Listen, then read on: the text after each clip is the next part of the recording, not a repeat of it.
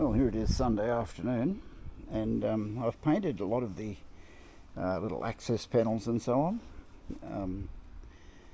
This is the main panel that goes between the two wings.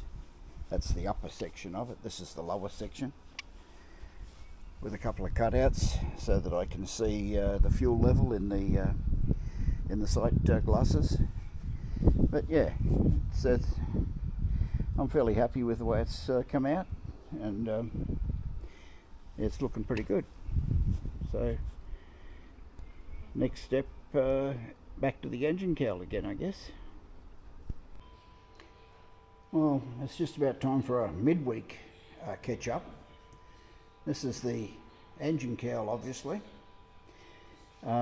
This is my stainless steel heat shield, which goes all the way around and out by the exhaust.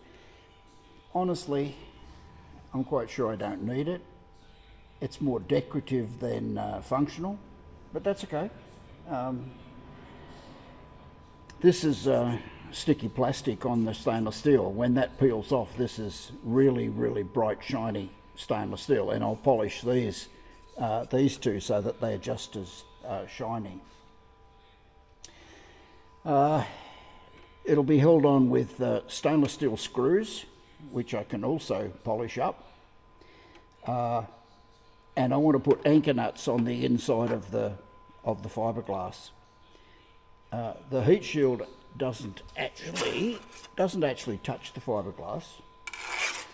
The heat shield is raised up by about two 1032 fat washers.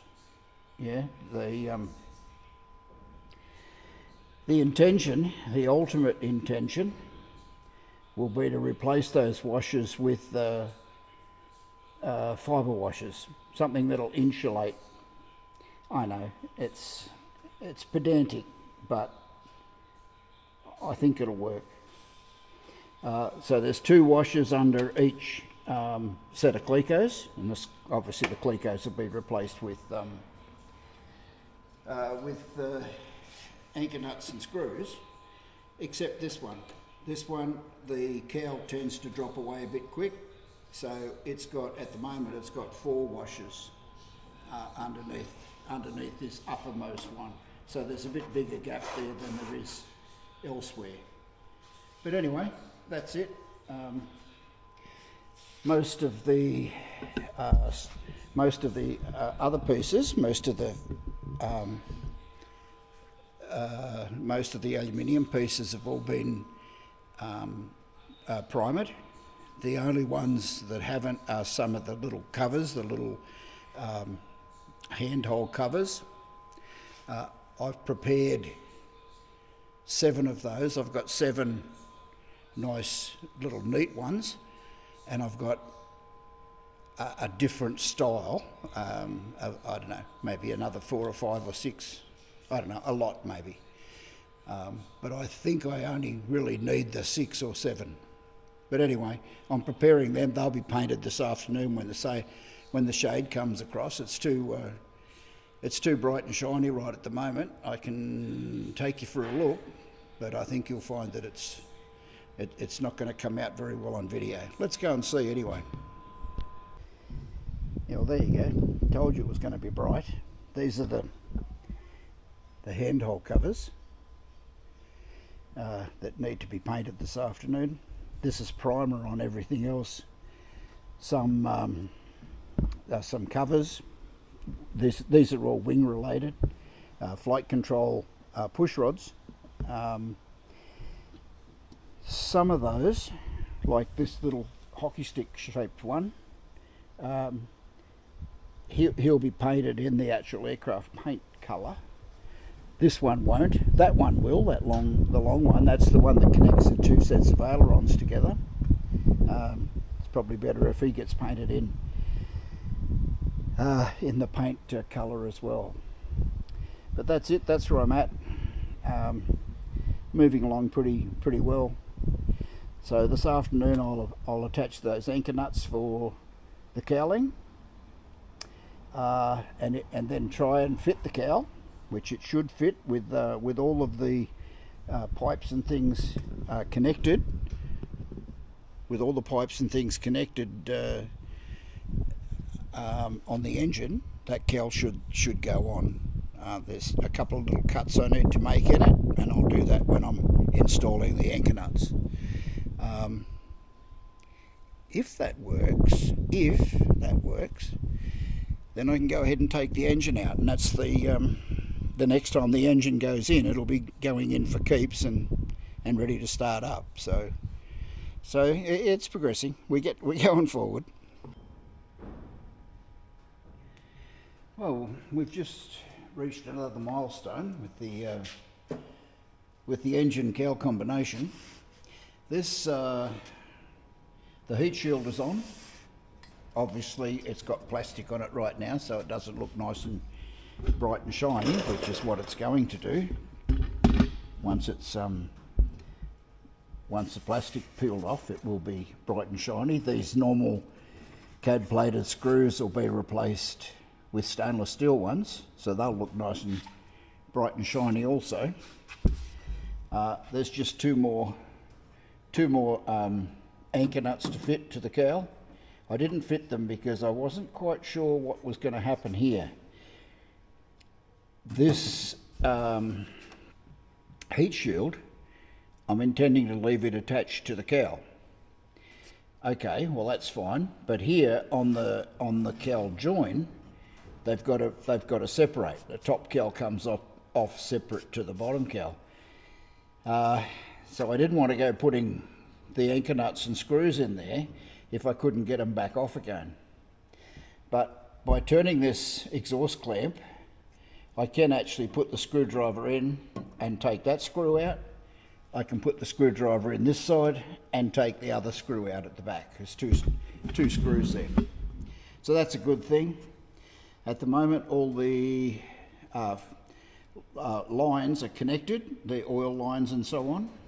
I've been working the last few months without them being connected, but now they are connected, and they do, the ones that have to are able to pass through the cowl and into the engine. So I'm quite happy. That's more or less what the heat shield's going to look like. It'll look pretty flash. I'll take the cowl back off now and install those. I'll install those 4 anchor nuts, 2 on this side, 2 on this side. The cowl can then go away for painting. The engine can come off because I know that everything's going to fit from the engine through the cowl, so that the engine doesn't need to be here anymore, and I can then move on to covering the fuselage. So it's been a pretty big week with all the painting of the painting of virtually everything. The 2 lower wings, the 2 lower ailerons. I think that was this week. The flight control rods, the push rods for the ailerons. Yeah, so that's good. Excellent. So that's it. Off comes the cowls and complete those 4 anchor nuts that are outstanding. The cowl can then be, well, it's going to have to be filled and sanded and all that sort of thing. Fiberglass takes a fair bit of work, I think, but that's okay. That's okay. We can do it. All right. The other day, when I was painting these push rods, this is the push rod that connects the lower ailerons to the upper ailerons, and I was masking this bearing up. It occurred to me that maybe there's something that needs to be discussed here. This is the Murphy Renegade manual, and we're basically dealing with this piece here, this part of the drawing here. When they say to assemble it, they say use a bolt. Okay, well, it's just an undrilled bolt. There, like that. Then we use an AN 970-3, which is a penny washer like this for a 316 bolt or a 1032 bolt. And it says that it needs to be drilled. Well, here's just happened to have one that I prepared earlier. All it is the same size washer, just with the hole drilled out to 1/4 inch. This one's 316, this one's 1/4. That goes on the bolt. Then a couple of AN 960-416s, which are just normal fat, actually these ones, normal fat 1/4 inch washers. Not that one. Yeah, which are, where are we? There. They're just normal everyday washers. And they go each side of the bearing. So we'll put them on.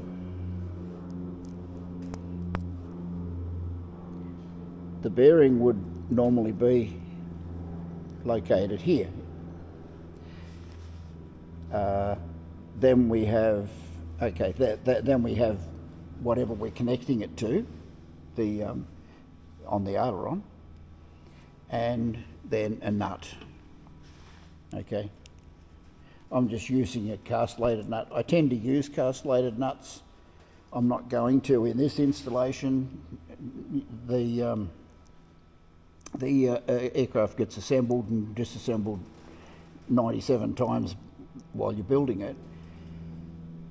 In the final assembly, I'll use a nice new nylock nut in lieu of this castellated nut. But all my pre-assembly work is usually done with nylocks, with the castellated nuts. If I use a nylock, it'll be with the nylon part of the nylock removed, so it's just a normal nut. And then I'll throw it away at the end. I won't throw it away, I'll put it in my box of tricks. This is pretty much how I do it, with one exception.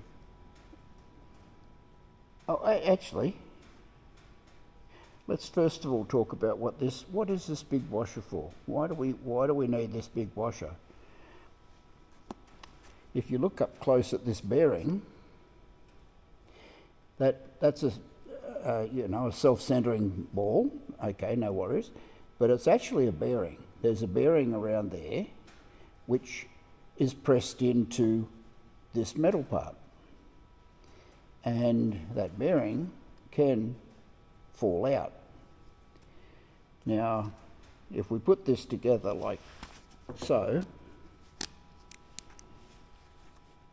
the way they show it in the manual, and you're flying along somewhere and the bearing decides it's going to fall out, it can't fall that way because there's the piece of the aileron holding it on, but it can certainly fall out this way.